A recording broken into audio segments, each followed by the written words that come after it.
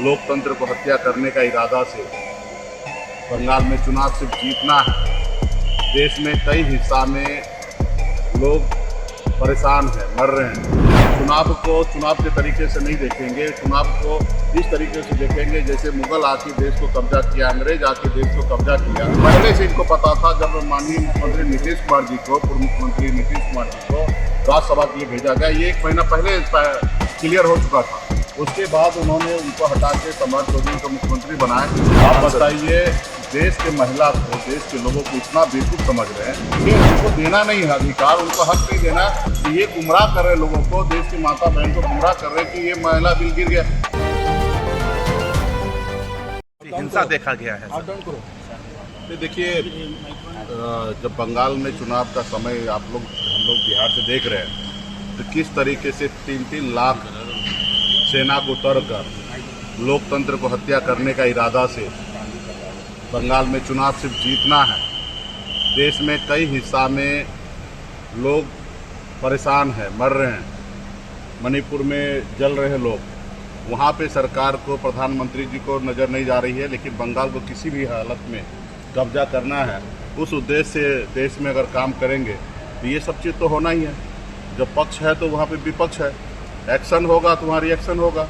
तो वही चीज़ अगर आपको देखने के लिए मिल रहा, कोई अलग नहीं है। जब देश के माई बाप जो कह सकते हैं, जिनके ऊपर एक कंधे पे बड़ी जवाबदेही है देश के प्रधानमंत्री जी पे, वो अगर जाके बंगाल में चुनाव के दौरान अगर वो भाषा सही प्रयोग नहीं करेंगे, चयन नहीं करेंगे और जो चीज़ नहीं बोलना चाहिए वो सारा चीज़ बोलेंगे, चुनाव को चुनाव के तरीके से नहीं देखेंगे, चुनाव को इस तरीके से देखेंगे जैसे मुगल आके देश को कब्जा किया, अंग्रेज आके देश को कब्जा किया, सिर्फ उनको राज करने का मकसद था। इस देश के लोगों से कोई लेना देना नहीं था, देश के लोगों पे राज करना था, देश के लोगों को गुलाम बनाना था। आज वही हालत है देश के प्रधानमंत्री नरेंद्र मोदी जी का, जो देश के लोगों का ध्यान नहीं देना है। देश में हर राज्य में उनकी सरकार बनना है, सिर्फ यही सुनिश्चित करना है। आप बताइए ना, बिहार में किस तरीके से एसआर करके 40,000 करोड़ रुपया सरकारी खजाना से निकाल के जनता में पैसा बांट के जैसे तैसे नीतीश जी के नाम पे बिहार में सरकार उन्होंने बना लिया, जनादेश चोरी कर लिए।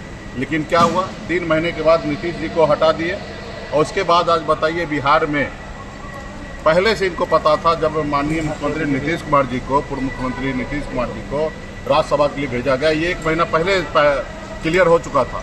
उसके बाद उन्होंने उनको हटा के सम्राट चौधरी को मुख्यमंत्री बनाए।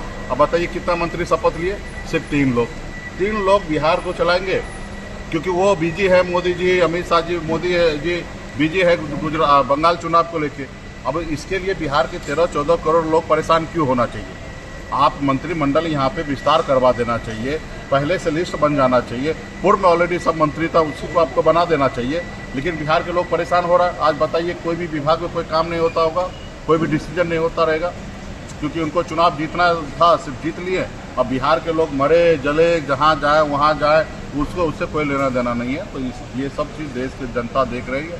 2029 में मोदी जी को दिल्ली से विदाई होना तय है। सर, प्रधानमंत्री ने कहा है कि महिला आरक्षण का वही लोग विरोध कर रहे हैं जिनको सदन में महिलाओं से डर लगता है। आप बताइए, देश के महिला को, देश के लोगों को इतना बेवकूफ़ समझ रहे हैं। आप बताइए, 2023 में ही महिला आरक्षण बिल पास हो गया है। कोई बता दे कि महिला बिल अगर गिरा है तो उसको 10 लाख रुपए का इनाम मैं दूंगा। आ जाए कोई साबित कर दे कि महिला आरक्षण बिल को विपक्ष ने विरोध किया और महिला आरक्षण बिल कोई गिरा दिया हो, तो बताइए हम 10 लाख रुपए का इनाम देंगे।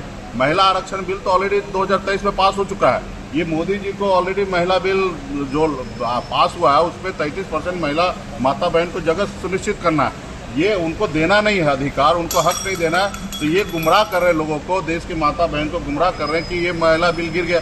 अरे भाई, पास हो चुका, जो चीज़ पास हो गया उसमें संशोधन हो सकता है, उसको दोबारा पास नहीं होता है। लेकिन यही है, इनको किसी माता बहन को देना नहीं न्याय, और इसके लेके लोगों को गुमराह कर रहे हैं। गोल, जहां 28 वर्षों के सफर में 18,000 से भी अधिक छात्रों ने डॉक्टर एवं इंजीनियर बनकर सफलता की ऊंची उड़ान भरे है, जहां साधारण छात्र भी बिहार एवं झारखंड टॉपर बनकर बड़ा इतिहास बना रहे हैं। दूरदर्शी शिक्षाविद श्री विपिन सिंह के मार्गदर्शन में मेडिकल एवं इंजीनियरिंग के लाखों छात्रों के लिए आशा की किरण के रूप में गोल, द रिजल्ट फैक्ट्री